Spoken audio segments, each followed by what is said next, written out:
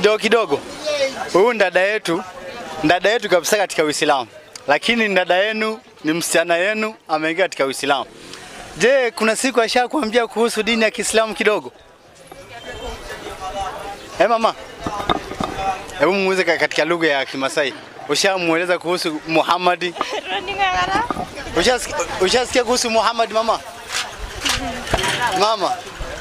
Ushasikia mtu anaitwa Muhammad? Ushasikia mtu anaitwa Muhammad? Muhammad ukisikia unasikia ni nani? Hujafuatilia hivyo? Haujafuatilia sana. Muhammad ni mtume wa Kiislamu. Mimi tu. Nasikia Muhammad ni mtume wa Mwenyezi Mungu, ametumwa ndio Waislamu tunamfuata. Ni kama vile Yesu. Yesu namjua? Yesu namwamini? Kadhalika kama vile namwamini Yesu, pia Muhammad ni mtume kama vile Musa na Yesu na wengineo. Na Yesu tunamkubali na Muhammad pia tunamwamini. Wote ni mitume wa Mwenyezi Mungu. Je, ushaona kitabu ambaye Muhammad amepatiwa? Ile kitabu Uislamu anasoma, ushaona? Ushasikia vile nasema? Ushasikia? Hebu mfungulie muoshe. Hii ndio kitabu ya Biblia ya Wakristo na ya Waislamu, ndio ya Waislamu sasa hii. Mfungulie katikati hivi. Hii ndio ukisikia Qur'ani ya Waislamu ndio hii. Pande moja imeandikwa kwa lugha ya Kiarabu, pande nyingine imeandikwa na Kiswahili. Na iko ya Kimasai pia, iko ya Kizungu pia, iko ya Kikuyu pia, ili watu wote wapate ujumbe ule ambaye Mwenyezi Mungu ameutuma duniani. Ningependa tusome andiko moja tu hapa alafu uendelee biashara yako, usikie Muhammad anasema nini. 49:13 Qur'an. Hiyo andiko moja tu usikie Muhammad amesema nini ndani ya Qur'an, alafu na sisi tuendelee na Mungu abariki sana biashara yako mama. Enyi watu, Mungu asema enyi watu, kwa hakika tumekuumbeni nyote kwa yule mwanamume mmoja Adam.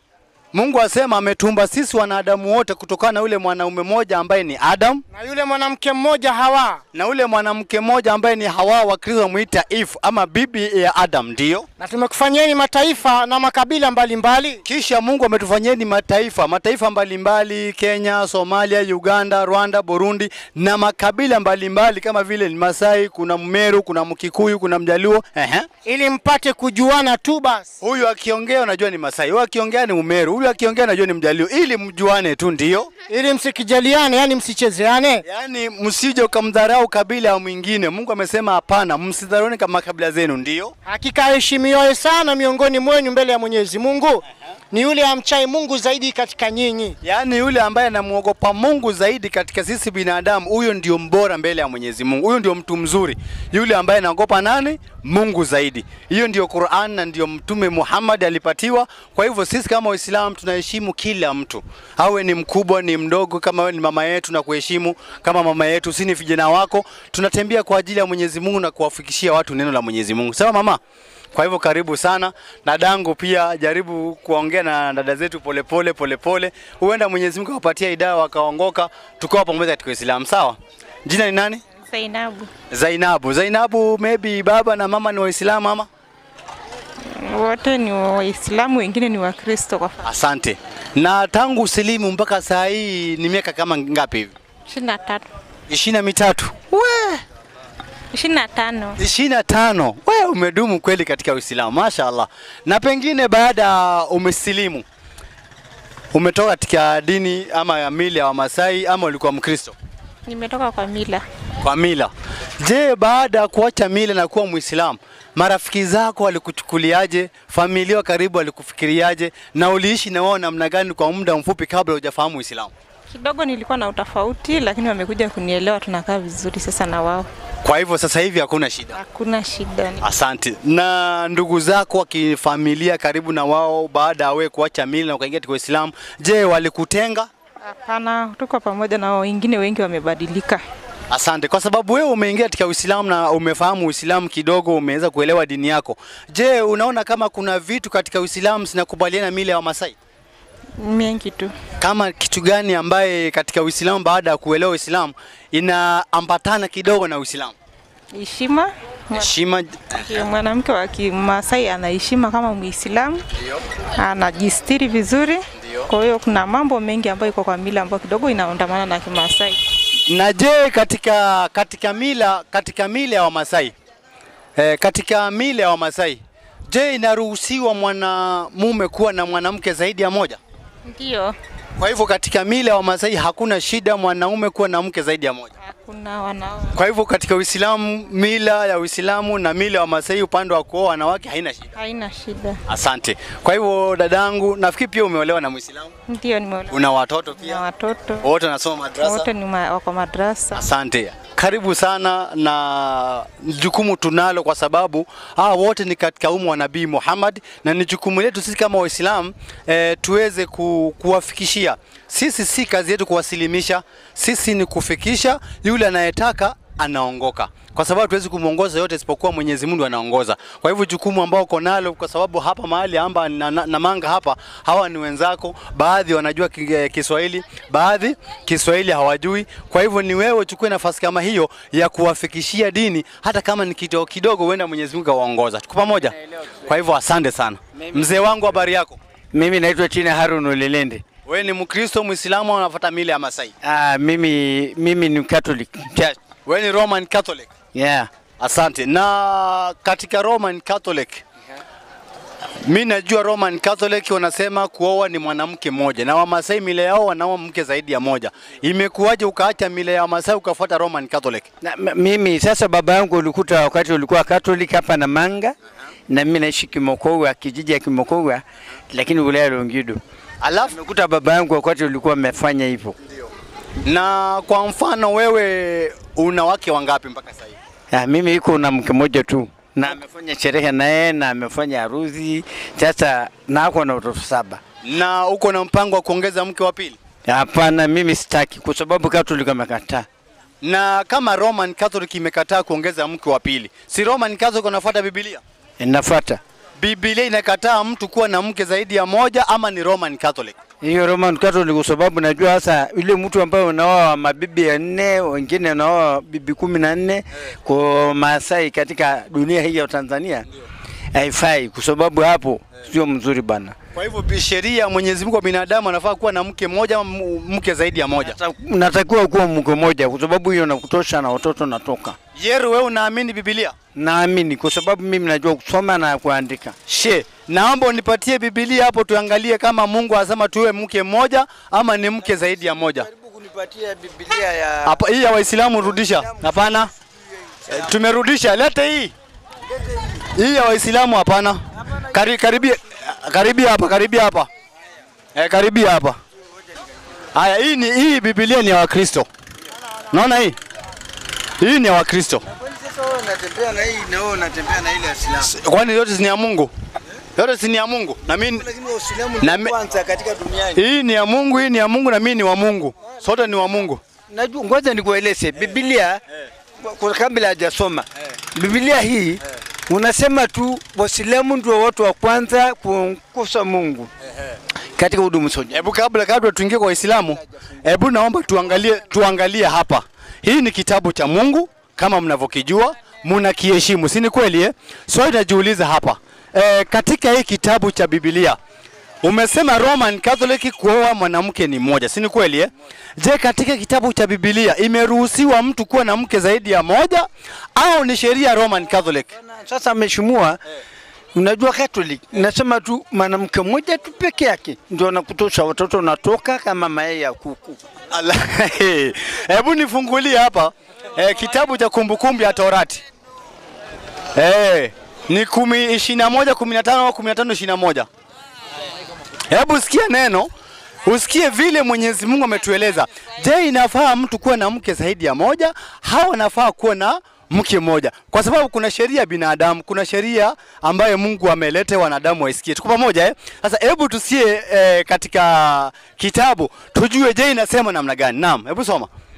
Anasema 15:21, ikiwa mtu ana mke mmoja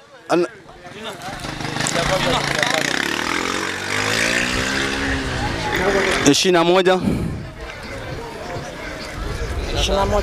15:21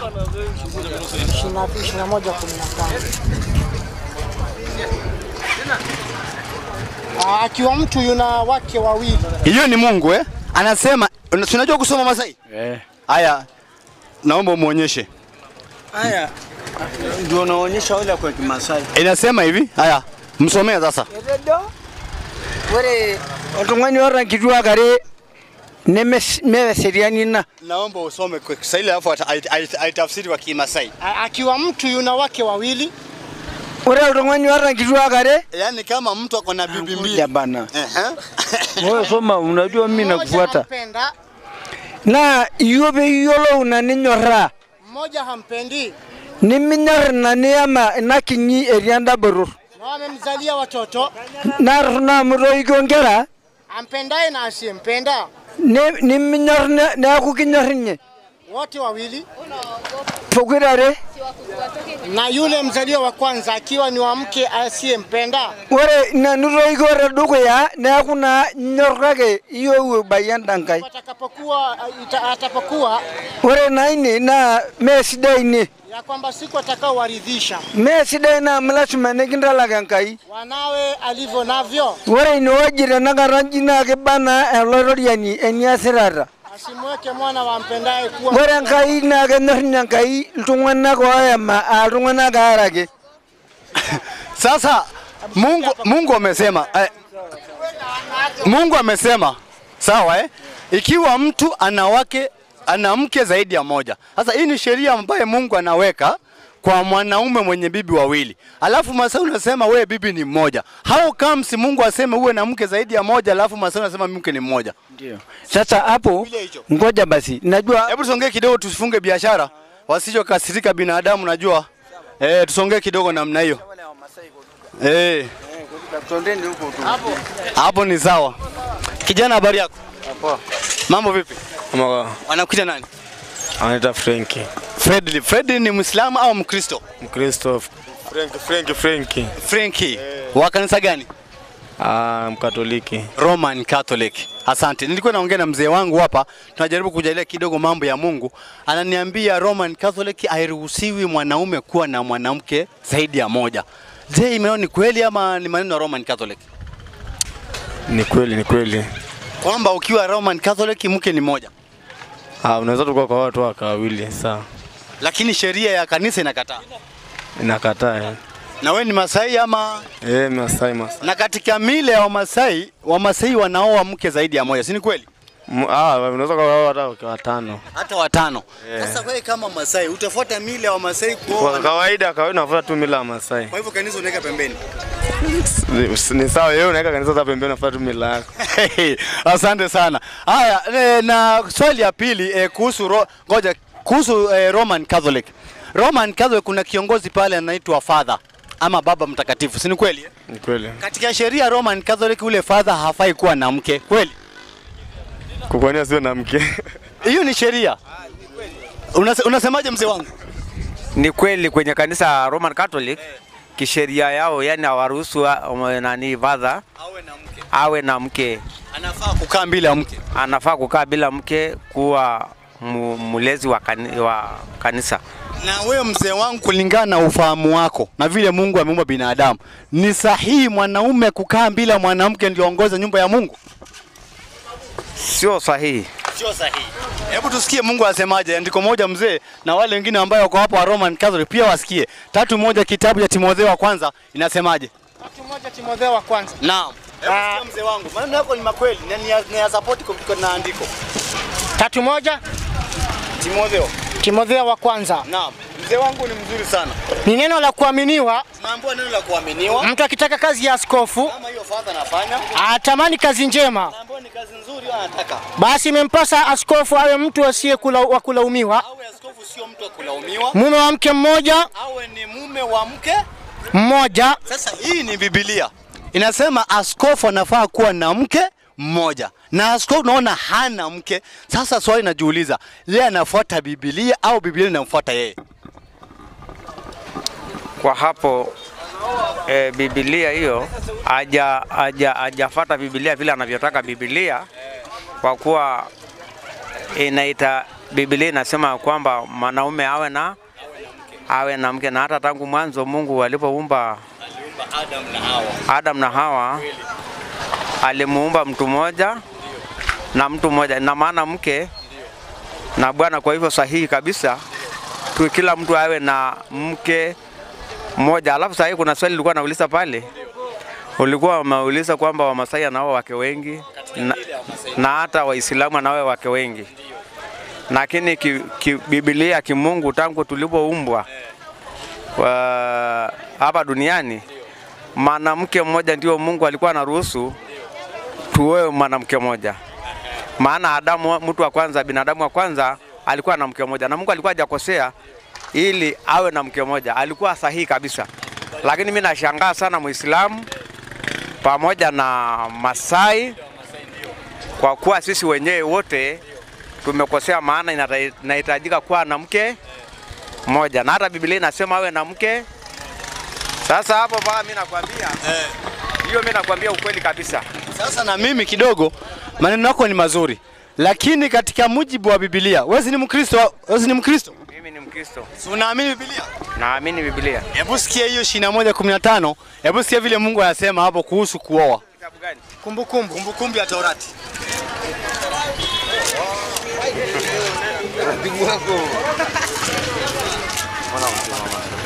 Hii hapa mzee. Haya, sikiza babangu hapo. Akiwa mtu yuna wake wawili. Sasa hii ni sheria Mungu anapatia Musa.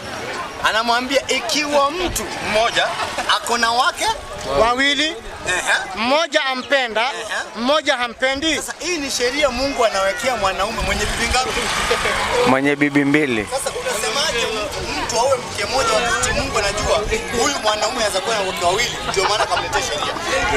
Kwa sababu binadamu amejiwekea sheria yeye mwenyewe kwa na mke zaidi ya wake wawili. Asante. Na hiyo sheria baada ya kuwa binadamu amejiwekea, because sio lazima, hata katika Uislamu sio lazima mwanaume kuwa na wake wawili. Katika Uislamu it's not a must, it's not a compulsory, sio lazima, lakini ukitaka imefunguliwa mlango. Kwa mfano unaweza kuwa mwanamke mzee wangu, yule mama akawa ni mgonjwa, hawezi kupona kwa haraka, hawezi kutimizia haja zako, au yule mama akawa ni tasa, apati watoto na wewe unahitaji watoto.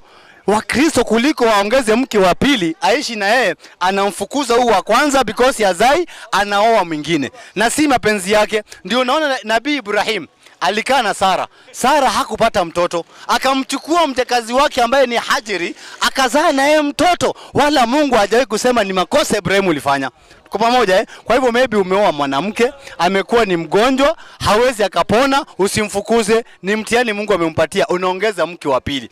Ama umeoa mwanamke amekataa kuzaa, si mapenzi yake, amekataa kuzaa, usimfukuze, kaa na yeye, zungumza na yeye, ongeza mke wa pili, waishi pamoja, lakini usimtimue. Hii ndio sheria. Lakini katika Uislamu sio lazima mwanaume kuwa na wake wawili, it's not a must. Lakini kama uko na uwezo wa kuwalisha, ya kuwavalisha na kuishi nao vizuri, inakubaliwa. Na hii sheria Mungu ndani ya Biblia amesema ikiwa mtu ako na wake wawili. Kwa hivyo Mungu anajua mwanadamu anaweza kuwa na wake wawili. Na Qur'ani pia kuna maneno ambayo imezungumza. Qur'ani iko wapi?